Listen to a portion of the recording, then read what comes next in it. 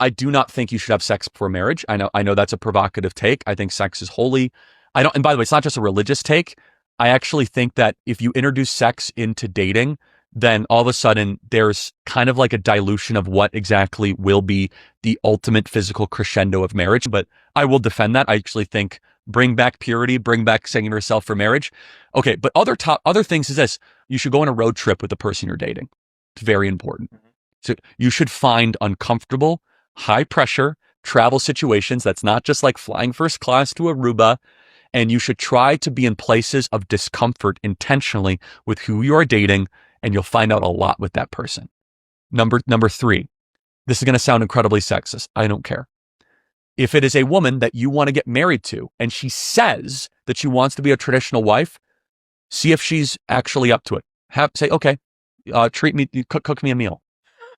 I'm not kidding. No, I think that's like, mess. No. But honestly, like, she says she wants to be a traditional wife, like, and by the way, be like, does she enjoy it? No, this is important though. Like, and then ask her. No, I'm not even just, is she a good cook? Be like, did you enjoy doing that?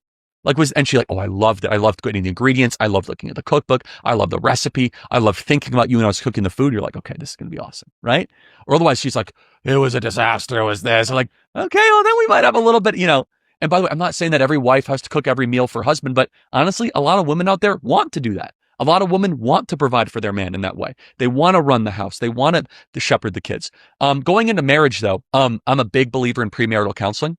I think that there are several questions that are not answered when most people go into marriage that should be answered. Number 1, right? Who's going to handle the finances? Are you going to have an open or closed house? So were you raised in a house where a lot of friends came over all the time? Or were you raised in a house where almost no friends came over? It's an important question because I was raised in a very closed house, right?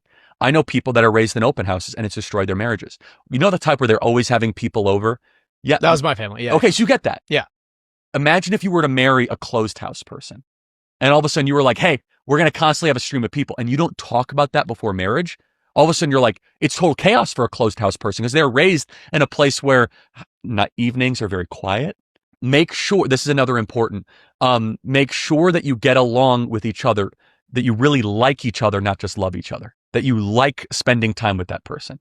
One of my favorite words in the English language is like.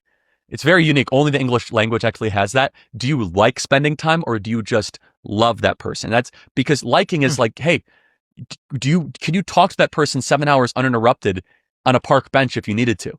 Or is it just kind of like an annoyance and is it just purely physical?